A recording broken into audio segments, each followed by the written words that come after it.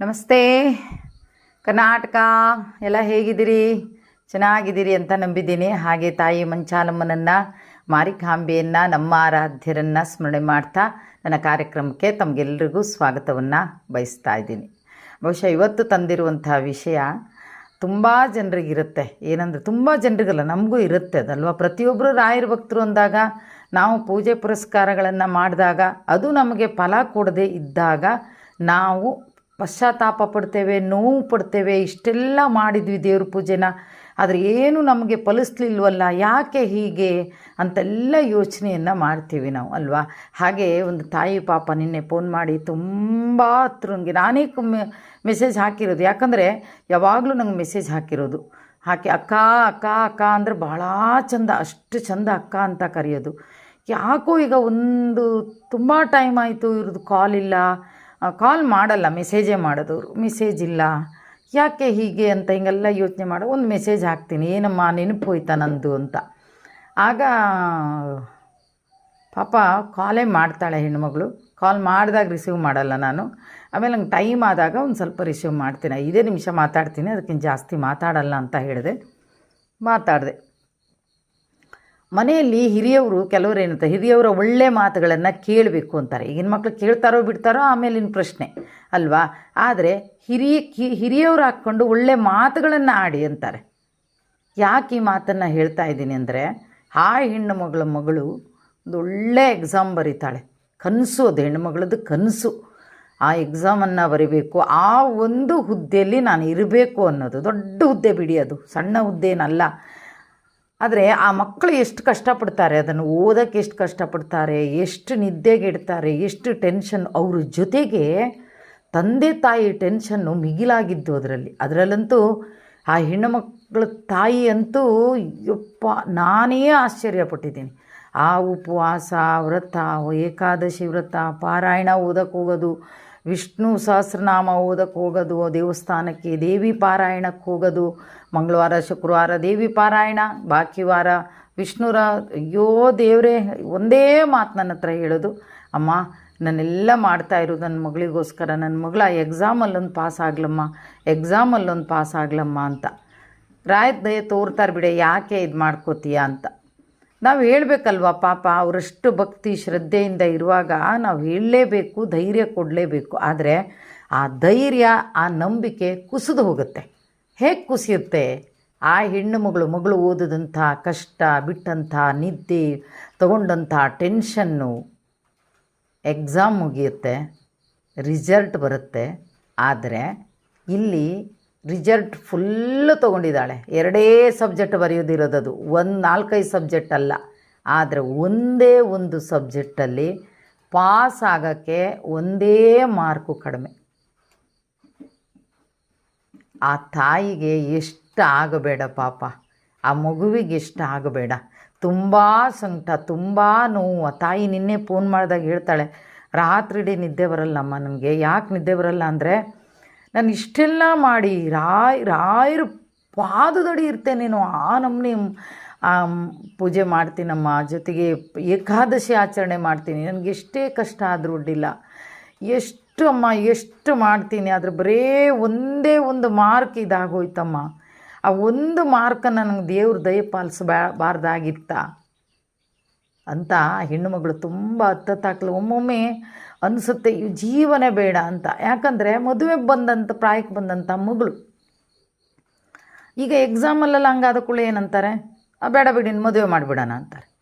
ಬೇಡ, ಇದರಲ್ಲಂತೂ ಎಕ್ಸಾಮಲ್ಲಂತೂ ಇದಾಗಿಲ್ಲ. ಆದರೆ ಹೆಣ್ಣುಮಕ್ಳು ಕನಸೊಂದು ಇರುತ್ತಲ್ವ, ಇನ್ನೊಮ್ಮೆ ಬರಿಬೇಕು, ಇನ್ನೊಮ್ಮೆ ಬರೆದಾಗ ನಾನು ಪಾಸ್ ಆಗ್ತೀನಿ, ನಂದು ಒಂದೇ ಮಾರ್ಕ್ ಹೋಗಿರೋದಲ್ವಾ ಅಂತ ಆ ಹೆಣ್ಣು ಮಗಳದ್ದು ಕಾದಾಟ. ನಾನು ಬರಿತೀನಿ ಇನ್ನೊಂದು ವರ್ಷ ಅಂತ. ಇದೆಲ್ಲನೂ ಸಹಿಸ್ಕೊಳ್ಳೋಕ್ಕಾಗದೆ ತಾಯಿ ದುಃಖ. ಈ ಕಡೆ ಬರಿತೀನಿ ಅಂತಾಳೆ, ಈ ಕಡೆ ಮದುವೆ ಮಾಡೋಣ ಅಂತಾರೆ. ಮದುವೆ ಆಗಕ್ಕೆ ಮಗಳು ಒಪ್ಪುತ್ತಾ ಇಲ್ಲ ಪಾಪ. ಯಾವ ಹೆಣ್ಮಕ್ಳು ಈ ಮೂಮೆಂಟಲ್ಲಿ, ಲಾಸ್ಟ್ ಮೂಮೆಂಟಲ್ಲಿ ಬಂದಾಗ, ಹಿಂಗಾದಾಗ ಇನ್ನೊಂದು ದೊಡ್ಡ ಆಶಾಕಿರಣ ಇರುತ್ತಲ್ವ ಅವರಿಗೆ. ನಾನು ಅವ್ರ ತಾಯಿಗೆ ಹೇಳಿದೆ, ಆಮೇಲೆ ನೀವು ದುಃಖ ಪಡಬೇಡಿ, ಈ ಎಕ್ಸಾಮು ಮತ್ತು ಈ ಲಾ ಎಕ್ಸಾಮ್ ಇದೆಯಲ್ಲ, ಹಾಗೆ ಅದು ಬೇಗ ಪಾಸಾಗ್ತೀವಿ ಅನ್ನೋ ಮಾತು ಸುಳ್ಳು. ಅದು ಲಾ ಎಕ್ಸಾಮು ಹಂಗೆ. ನನ್ನ ಪರಿಚಯದವ್ರು ಒಬ್ಬರಿದ್ದಾರೆ, ಅವರಿಗೂ ಹಾಗೆ ಪಾಪ ಎಷ್ಟು ಸಲ ಕಟ್ಟಿದ್ದಾರೆ ಅಂತ ಹೇಳೋಕ್ಕೆ ಸಾಧ್ಯ ಇಲ್ಲ. ಈಗ ಲಾಯರ್ ಆಗಿದ್ದಾರೆ ಅವರು. ಹಾಗೆ ಈ ಎಕ್ಸಾಮ್ ನಿಮ್ಮ ಮಗಳು ಒಬ್ಬಳೇ ಅಲ್ಲ, ಇನ್ನೊಬ್ಬರು ನಮ್ಮ ಉಡುಪಿಯವರೊಬ್ಬರು ನನ್ನ ಜೊತೆಗಿದ್ದಾರೆ.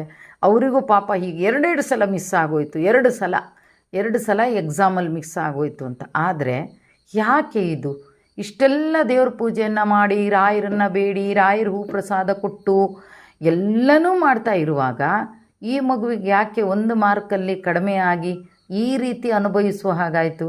ಇದು ಕರ್ಮನ? ಕಣ್ಣೀರನ್ನು ತಾಯಿ ಹಾಕಿ ಅಳ್ತಾ ಇರೋದು ಕರ್ಮನ? ಅಲ್ಲ. ನಾನು ಅದಕ್ಕೆ ಅಂದೆ, ನಾನು ಮೊದಲೇ ಹೇಳಿದ್ದೆ, ನಾನು ಹಿರಿಯವರು ಒಳ್ಳೆ ಮಾತುಗಳನ್ನು ಆಡಬೇಕು ಅಂತ, ಇಲ್ಲ ಬಾಯಿ ಮುಚ್ಕೊಂಡು ಕೂತ್ಕೊಂಡಿರಬೇಕು ಅಷ್ಟೇ. ಯಾಕೆ ಗೊತ್ತಾ? ಆ ಒಂದು ಮಗುವಿನ ಆ ಶ್ರಮ ಇದೆಯಲ್ಲ, ಬರೇ 1 ಮಾರ್ಕಲ್ಲಿ ಹೋಗುತ್ತೆ ಅನ್ನುವಾಗ ಎಷ್ಟು ಆ ಒಂದು ಸ್ಥಾನದಲ್ಲಿ ನಿಂತ್ಕೊಂಡು ನಾವು ಯೋಚನೆ ಮಾಡಬೇಕು, ಅದು ಎಷ್ಟಾಗಿರ್ಬೋದು ಅಂತ. ನಾನು ಹೇಳಿದೆ ಅದಕ್ಕೆ, ಇದು ಯಾರಿಂದಲೂ ಅಲ್ಲಮ್ಮ, ಎಲ್ಲ ದೇವ್ರುಗಳಿಗಿಂತಲೂ ಹಿರಿಯವರಿಂದ ಒಂದು ಆಶೀರ್ವಾದ ಸಿಕ್ಕಿದರೆ ಎಲ್ಲ ದೇವರ ಆಶೀರ್ವಾದ ಸಿಕ್ಕಿದಾಗೆ ಅಂತಾರೆ. ಆದರೆ ಈ ಹೆಣ್ಣುಮಗಳಿಗೆ ಪಾಪ ಹಿರಿಯವರ ಆಶೀರ್ವಾದನೇ ಇಲ್ಲ. ಬದಲಾಗಿ ಏನು ಓದಿಸ್ತೀಯಾ, ಏನು ಮಾಡ್ತೀಯಾ, ಏನು ಮಾಡಬೇಕು ಅವಳು ಎಕ್ಸಾಮಲ್ಲಿ ಬರೆಯೋದಷ್ಟೇ ಆಯಿತು ಬಿಡು, ಪಾಸ್ ಆಗೋದಷ್ಟೇ ಆಯಿತು ಬಿಡು, ಈ ರೀತಿ ಮಾತಾಡಿ ಆಡಿ ಆಡಿ ಪಾಪ ಆ ಮಗು ಆಮೇಲೆ ಮತ್ತು ಕುಸಿಯುವಂಗಾಗೋಯ್ತು. ಆ ಮಗುವಿಗಾದರೂ ಗಟ್ಟಿ ಧೈರ್ಯ ಇದೆ, ನಾನು ಇನ್ನೊಮ್ಮೆ ಬರಿತೀನಿ, ನಾನು ಪಾಸ್ ಆಗ್ತೀನಿ ಅಂತ. ಆದರೆ ಆ ತಾಯಿ ಪಾಪ ಪೂರ್ತಿಯಾಗಿ ನರ್ವಸ್ ಆಗಿದ್ದಂದರೆ ಬಾಕಿನೇ ಇಲ್ಲ. ತುಂಬ ನೋವಾಯಿತು ನನಗಂತೂ. ಅದಕ್ಕೆ ನಾನು ಹೇಳೋದು, ಮಾತಾಡ್ತೀರಾ ಒಳ್ಳೆ ಮಾತಾಡಿ. ಹಿರಿಯವರು ಮೊಮ್ಮಕ್ಕಳಿಗೋಸ್ಕರ, ಮಗನಿಗೋಸ್ಕರ, ಸೊಸೆಗೋಸ್ಕರ ಒಳ್ಳೆ ಮಾತಾಡಿ. ಒಳ್ಳೆ ಮಾತಾಡೋದ್ರಿಂದ ನಿಮಗೆ ಸೊಸೆಂದಿರು ಕಣ್ಣೀರು ಹಾಕಿತ್ತಾಗೋದಿಲ್ಲ, ಅಥವಾ ಮಕ್ಕಳು ಕಣ್ಣೀರು ಹಾಕತ್ತಾಗೋದಿಲ್ಲ. ಆ ಹೆಣ್ಣುಮಗಳು ಇವತ್ತು ದೇವರನ್ನು ಆ ರೀತಿ ಪೂಜೆ ಮಾಡಿ, ಆ ರೀತಿ ಮಾಡಿದಂಥ ಹೆಣ್ಣುಮಗಳ ಕಣ್ಣೀರು ಅವರೇ ಹೇಳ್ತಾರೆ, ಬಾಯಿ ಬಿಟ್ಟು ಹೇಳ್ತಾರೆ, ನನ್ನ ಮಗಳಿಗೆ ಹಿಂಗೆ ಅಂದಂದು ನನ್ನ ಮಗಳಿಗೆ ಹಿಂಗಾಯಿತು ಅಂತ. ಅಂದರೆ ಇಲ್ಲೇನು, ರಾಯರು ಆ ಹೆಣ್ಣುಮಗಳಿಗೆ ಫುಲ್ ಆಶೀರ್ವಾದ ಮಾಡಿದ್ದಾರೆ. ಎಲ್ಲಿ ಹಿರಿಯವರ ಈ ನೆಗೆಟಿವ್ ಇದೆಯಲ್ಲ, ಅದರಿಂದ ಆ ಹೆಣ್ಣುಮಗಳಿಗೆ ತೊಂದರೆ ಆಗಿರೋದು. ನಾನು ಹೇಳಿದೆ, ಇಲ್ಲ ಮಗ, ಯಾಕೆ ಕಳ್ತೀಯ, ಆ ರೀತಿ ಯಾಕೆ ಕಳ್ತಾ ಇದ್ದೀಯಾ, ಅಳಬೇಡ ನೀನು. ನೋಡಿ, ಹಿರಿಯವರ ಆಶೀರ್ವಾದ ಬೇಕು. ಹಿರಿಯವರ ಆಶೀರ್ವಾದ ಇದ್ದರೆ, ರಾಯರ ಆಶೀರ್ವಾದ ಇದ್ದಂಗೆ ದೇವರ ಆಶೀರ್ವಾದ ಇದ್ದಂಗೆ ಅಂತಾರಲ್ವ. ಆದರೆ ಇಲ್ಲಿ ಹಿರಿಯವರ ಆಶೀರ್ವಾದ ಇಲ್ಲದೆ, ಅದೇನೋ ಗಾದೆ ಹೇಳ್ತಾರೆ ನಮ್ಮ ಇದರಲ್ಲಿ, ಏನು ಗೊತ್ತಾ, ಕರ್ಬಿ ಹಾಕಿದ್ರು ಅಂತ. ನೀವೆಲ್ಲ ಏನಂತೀರೋ ಗೊತ್ತಿಲ್ಲ, ನಮ್ಮ ಕಡೆಯಲ್ಲಿ ಹೇಳೋದು ಹಾಗೆ, ಕರ್ಬ್ ನೆಲಕ್ಕೆ ಹಾಕಿದ್ರು ಅಂತಾರೆ. ಇದು ಮಾಡಿದ್ದು ಹಾಗೆ. ಆ ಹುಡುಗಿ ಎಕ್ಸಾಮ್ ಕಟ್ಟಿದೆ ಅಂದ ಕೂಡಲೇ ಶುರುವಂತೆ, ಇಲ್ಲ ಹಾಗೆ. ಅದಕ್ಕೆ ಹೇಳ್ತೀನಿ ನಾನು, ಹಿರಿಯವರಾದಮೇಲೆ ಅವರು ಮಕ್ಕಳ ಪಾಡಿಗೆ ಅವ್ರು ಮಾಡ್ಕೊಳ್ಳಿ. ಅವ್ರ ತಂದೆ ತಾಯಿ ಇದ್ದಾರೆ ನೋಡ್ಕೊಳ್ಳೋಕ್ಕೆ. ತಂದೆ ತಾಯಿಗಳು ಇರುವಾಗ ಇವ್ರದ್ದೇನಿಲ್ಲ, ಆಡಬೇಕು, ಒಂದು ಒಳ್ಳೆ ಮಾತಾಡಬೇಕು. ಮುಂದೆ ಹೋಗು ಮಗಳೇ, ನೀನು ಮೊಮ್ಮಗನೇ ಅಥವಾ ಮಗನೇ, ಸೊಸೆನೇ, ನೀವು ಮುಂದೆ ಹೋಗಿ, ನಮ್ಮ ಆಶೀರ್ವಾದ ಯಾವತ್ತೂ ನಿಮ್ಮ ಮೇಲೆ ಇರುತ್ತೆ ಅಂತ. ನೋಡಿ, ಇಲ್ಲಿ ಎಷ್ಟು ಪೂಜೆನ ಮಾಡಿದ್ದಾಳೆ ಹೆಣ್ಣುಮಗಳು. ಯಾವುದೇ ವ್ರತಗಳನ್ನು ಬಿಡ್ತಾ ಇರಲಿಲ್ಲ. ಯಾವುದೇ ಕ್ಯಾಲೆಂಡರಲ್ಲಿ ಯಾವುದೇ ರಾಯರಿಗೆ ಸಂಬಂಧಪಟ್ಟದ್ದು ಏನೇ ಬಂದರೂ ಆ ಹೆಣ್ಣುಮಗಳ ಆ ದಿವಸ ಪೂಜೆ ಪುರಸ್ಕಾರ ನಿರಾಹಾರ ಇರ್ತಿದ್ಲು. ಅಷ್ಟು ಚೆನ್ನಾಗಿ ಪೂಜೆ ಮಾಡುವಂಥ ಹೆಣ್ಣುಮಗಳದ್ದು. ಕೇವಲ ಹಿರಿಯವರ ಒಂದು ನೆಗೆಟಿವಿಂದ ಇವತ್ತು ಆ ಮನೆಯಲ್ಲಿ ಕಣ್ಣೀರು ಗೋಳಾಟದ ಕತೆ. ಆದರೂ ನಾನು ಸಮಾಧಾನ ಮಾಡಿದೆ, ಅಳಬೇಡ ಮಗ, ಬರಿತೀನಿ ಅಂತಾಳಲ್ವಾ, ಬರೀಲಿ, ಬಿಟ್ಟುಬಿಡು. ಅವರು ಸಪೋರ್ಟ್ ಮಾಡಿದ್ರೇನಾಯಿತು, ನೀವು ಸಪೋರ್ಟ್ ಮಾಡಿ ಅವಳಿಗೆ, ಬರೀ ಮಗಳೇ, ಅದ್ರ ಒಂದು ಅವಕಾಶ ಕೊಡಿ. ಈ ಮುಂದಿನ ಸಲ ಬರೆದಾಗ ಪಾಸ್ ಆಗಬೇಕು. ಅದು ಏನಾಗುತ್ತೋ ಗೊತ್ತಿಲ್ಲ, ಮದುವೆ ಅಂತೂ ಗ್ಯಾರಂಟಿ ಮಾಡ್ತೀವಿ. ಇನ್ನೂ ನೀನು ಮದುವೆಯನ್ನು ಮುಂದೆ ಹಾಕೋ ಆಗಿಲ್ಲ ಅಂತ ಹೇಳಿ ಅವಳಿಗೆ ಕಂಡೀಷನ್ ಮಾಡಿ ಅವಳಿಗೆ ಇದು ಮಾಡಿ, ನೀವು ಅವಾಗೆಲ್ಲ ಸರಿ ಆಗುತ್ತೆ. ನೀನು ಸಮಾಧಾನ ಮಾಡ್ಕೊ. ನೀನು ಈ ರೀತಿ ಅಳ್ತಾ ಮಾಡ್ತಾ ಇದ್ದರೆ ಆರೋಗ್ಯ ಏನಾಗಬೇಕು, ನಿಂದು ಆರೋಗ್ಯ ಸರಿ ಮಾಡ್ಕೊಪುಟ ನೀನು ಅಂತ ಎಲ್ಲ ಬುದ್ಧಿ ಹೇಳಿ ಎಲ್ಲ ಇದು ಮಾಡಿದೆ. ಅದ್ರ ಮೇಲೆ ಸ್ವಲ್ಪ ಸಮಾಧಾನ ಆಗಿದೆ ಹೆಣ್ಮಗಳಿಗೆ. ಯಾಕಂದರೆ ಈ ಹೆಣ್ಮಗಳು ಏನು ಮಾಡ್ತಾ ಇದ್ಲು ಅಂದರೆ, ಏನೂ ಹೇಳ್ಕೊತಾ ಇರಲಿಲ್ಲ ಯಾರ ಹತ್ರ. ತಾನು ದಿನಾ ಮನೇಲಿ ಅಳೋದು, ನೆನಪಾದಾಗಲೆಲ್ಲ ಅಳೋದು. ಅದನ್ನು ಏನು ಮಾಡ್ಕೊಂಡು ಬಿಟ್ಟಿದ್ದಾರೆ ಅಂದರೆ, ಎದೆ ಒಳಗೆ ಹಾಗೆ ಇಟ್ಕೊಬಿಟ್ಟಿದ್ದಾರೆ ಅವರು. ನಿನ್ನೆ ನನ್ನ ಹತ್ರ ಮಾತಾಡಿದಾಗ ಅವರಿಗೆ ಏನು ಹೇಳಬೇಕು ಎಲ್ಲನೂ ಬಿಚ್ಚಿಟ್ಬಿಟ್ರು. ಆ ಮೈಂಡು ಮನಸ್ಸು ಎಲ್ಲ ಹಗುರ ಆಯಿತು. ಅವಾಗ ನಾನು ಹೇಳಿದೆ, ಇನ್ನು ಮೇಲೆ ಸಮಾಧಾನ ಮಾಡ್ಕೊ ಮಗಳಿಗೆ, ಪ್ರತಿಯೊಬ್ಬರು ಈಗ ನನ್ನ ಮಕ್ಕಳು ಅಂದ ಮೇಲೆ ನಮಗೆ ಗೊತ್ತಿರುತ್ತೆ ನಮ್ಮ ಹೆಣ್ಮಕ್ಳಿಗೆ ಮದುವೆ ಮಾಡಬೇಕು, ಗಂಡು ಮಕ್ಕಳಿಗೆ ಮದುವೆ ಮಾಡಬೇಕು ಅಂತ ಅಲ್ವಾ. ಆದರೆ ಆ ಮಕ್ಕಳು ಒಂದು ಸಾಧನೆ ಮಾಡ್ತಾ ಇದ್ದಾರೆ ಅನ್ನೋದು ಹೇಗೆ ಅಡ್ಡಿ ಆಗುತ್ತೆ? ಈಗ ಮಕ್ಕಳು ಕೇಳ್ತಾರಾ ನಾನೀಗ ಅದನ್ನ ಮಾಡ್ತೆ ಅನ್ನುವಾಗ ಮದುವೆ ಮಾಡ್ತೀನಿ ಅಂತ ಕೇಳ್ತಾರಾ ಹೆಣ್ಮಕ್ಳು?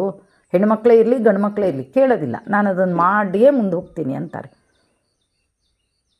ಆದರೆ ಹಿರಿಯವರು ಬೈತಾ ಇರೋದರು ಯಾಕೆ? ಏನು 28, 29 ವರ್ಷ ಆಗಿಲ್ಲ ಹೆಣ್ಣುಮಗುವಿಗೆ, ಪಾಪ ಸಣ್ಣ ಏಜ್ ಇನ್ನೂ, ಮದುವೆ ಮಾಡಿ ಅಂತ ಯಾಕೆ ಕಲಿತಾಳೆ? ಅದರಲ್ಲಿ ಏನು ಉದ್ಧರಿಸ್ತಾಳೆ? ಏನು ಬರುತ್ತೆ? ಏನು ಪಾಸ್ ಆಗ್ತಾಳೆ? ಅವಳನ್ನು ಅಲ್ಲಿಗೆ ಯಾಕೆ ಕಳಿಸಿದಿ? ಕೋಚಿಂಗಿಗೆ ಯಾಕೆ ಕಳಿಸಿದಿ? ಅಲ್ಲಿ ಯಾಕೆ ಕಳಿಸಿದಿ? ಇಲ್ಲಿ ಯಾಕೆ ಕಳಿಸಿದಿ? ನಿನ್ನ ಮಗಳು ಮಾಡೋದಷ್ಟೇ ಆಯಿತು, ಮದುವೆ ಮಾಡಿ. ಈ ರೀತಿಯ ಒಂಥರ ನೆಗೆಟಿವ್ ಪಾಸ್ ಆಗಿ ಫೋನ್ ರಿಸೀವ್ ಮಾಡಿದರೆ ಇದೇ ಹಾಡು, ಹುಡುಗಿ ಹತ್ರನೂ ಇದೇ ಹಾಡು ಮಾಡಿ ಕೊನೆಗೂ ಹಿರಿಯವರ ಆ ಒಂದು ನೆಗೆಟಿವ್ ಇದೆ ನೋಡಿ, ಆ ಮಗು ಇನ್ನೊಂದು ವರ್ಷ ಕಷ್ಟಪಡುವ ಹಾಗಾಯಿತು, ಶ್ರಮ ಪಡುವ ಹಾಗಾಯಿತು. ಹಾಗಾಗಿ ನಾನು ಹೇಳ್ತಾ ಇದ್ದೀನಿ, ದಯವಿಟ್ಟು ನಾವು ಹಿರಿಯವರು ಒಂದು ಆಶೀರ್ವಾದ ಮಾಡೋಣ, ಮುಂದೆ ಹೋಗಿ ಅಂತ. ಆ ಮುಂದೆ ಹೋಗಿ ಅಂತ ಆಶೀರ್ವಾದ ಮಾಡೋದ್ರಿಂದ ಆ ಮಕ್ಕಳಿಗೆ ದೇವರ ಜೊತೆಗೆ ನಾವು ಕೊಡುವಂಥ ಒಂದು ಫಲನೂ ಸಿಗುತ್ತೆ. ಹಿರಿಯವರ ಆಶೀರ್ವಾದ ಅಂದರೆ ಸಾಮಾನ್ಯ ಅಲ್ಲ ಅದು. ಹಿರಿಯವರು ಕೆಟ್ಟದ್ದು ನೋಡಿದ್ರೆ ಹೇಗಾಗುತ್ತೋ, ಹಿರಿಯವರು ಆಶೀರ್ವಾದ ಮಾಡಿದ್ರು ಅಷ್ಟೇ ಒಳ್ಳೆಯದಾಗುತ್ತೆ. ಹಾಗಾಗಿ ಪ್ರತಿಯೊಬ್ಬರ ಮನೆಯಲ್ಲೂ ಇದು ಯಾರ್ದೋ ಮನೆಯಲ್ಲಿ ನಡೆದಿದೆ ಅಂತ ಅಲ್ಲ, ಯಾರ್ದೋ ಮನೆಯಲ್ಲಿ ನಡೆದಿದೆ ಇದೇನು ಅಂತಲ್ಲ. ಆದರೆ ಇದನ್ನು ಕೇಳುವಂಥವರು ಪ್ರತಿಯೊಬ್ಬರಿಗೆ ಅವ್ರಿಗೆ ಗೊತ್ತಾಗಲ್ವಾ, ಹಿರಿಯವ್ರಿಗೆ ಗೊತ್ತಾಗಲ್ವಾ, ಏನೋ ಹೇಳ್ತಾರೆ, ನೀವು ಹೇಳಿ ಅವರಿಗೆ. ಹಾಗೆಲ್ಲ ಹೇಳಬೇಡಿ, ನಿಮ್ಮ ಬಾಯಿದ ಒಂದು ಆಶೀರ್ವಾದ ಬೇಕು. ಕೆಲವ್ರು ಕೇಳೋದಿಲ್ಲ ಬಿಡಿ, ಕೆಲವರು ಮುಂಡಾಟನೇ ಮಾಡ್ತಾರೆ, ಇನ್ನು ಕೆಲವರು ಕೇಳ್ತಾರೆ, ಗೊತ್ತಿರಲ್ಲ ಪಾಪ ಕೇಳ್ತಾರೆ. ಹಾಗನ್ಬೇಡಿ, ಮುಂದೆ ಹೋಗ್ತಾರೆ, ಒಂದು ಆಶೀರ್ವಾದ ಮಾಡಿ ಅಂತ ಅಂದರೆ ಕೇಳುವವರೂ ಇದ್ದಾರೆ. ನೋಡಿ ಎಷ್ಟೆಲ್ಲ ಆಯಿತು ಅಂತ ಆ ಹೆಣ್ಮಗಳಿಗೆ ಸಮಾಧಾನ ಮಾಡಿದ್ದೀನಿ. ಕೊನೆಗೊಂದು ಮಾತು ಹೇಳ್ತಾಳೆ, ಅಮ್ಮ ಆರಾಮಾಯ್ತು, ಈಗ ಹಗೂರ ಆಯಿತು ಮನಸ್ಸಷ್ಟು, ಅಕ್ಕ ನಂಗೆ ಮನಸ್ಸಷ್ಟು ಹಗುರಾಯಿತು. ಅಕ್ಕ ಅಂದರೆ ಹಾಗೆ ಮುತ್ತು ಕರೆದಂಗೆ ಕರೆಯೋದು ಯಾವಾಗೂ. ನಂಗೆ ಮನಸ್ಸಷ್ಟು ಹಗುರ ಆಯಿತು.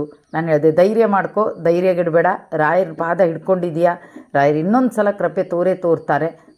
ಏನೇ ಆಗಲಿ ಮಗಳ ಹತ್ರ ಕಂಡೀಷನ್ ಮಾಡ್ಕೋಬೇಕು, ಏನಾಗುತ್ತೋ ಬಿಡುತ್ತೋ ಗೊತ್ತಿಲ್ಲ, ಆದರೆ ಮದುವೆ ಅಂತೂ ರೆಡಿ ಆಗಲೇಬೇಕು, 1 ವರ್ಷ ನಿಮ್ಗೆ ಟೈಮ್ ಕೊಡ್ತೀವಿ ಅಂತ ಹೇಳಿ ಮಗಳ ಹತ್ರ ಮಾತಾಡ್ಕೊಳ್ಳಿ. ಮತ್ತು ಆ ವಿಷಯಕ್ಕೋಸ್ಕರ ಯಾವುದಕ್ಕೂ ತಲೆ ಬಿಸಿ ಮಾಡ್ಕೋಬೇಡ. ನಿನ್ನ ಜೊತೆ ರಾಯರಿದ್ದಾರೆ ಅನ್ನೋ ನಂಬಿಕೆ ಇದೆ ಅಲ್ವಾ, ಆ ನಂಬಿಕೆ ಒಂದು ಇಟ್ಕೊಂಡು ಮುಂದೆ ಹೋಗು ಅಂತ ಹೇಳಿದ್ದೀನಿ. ಹಾಗಾಗಿ ಹಿರಿಯವರ ಆಶೀರ್ವಾದವು ಮುಖ್ಯ, ರಾಯರ ಆಶೀರ್ವಾದ ಇನ್ನೂ ಮುಖ್ಯ ಅನ್ನೋದು ಈ ಒಂದು ಘಟನೆಯಲ್ಲಿ ಗೊತ್ತಾಗುತ್ತೆ ನಮಗೆ.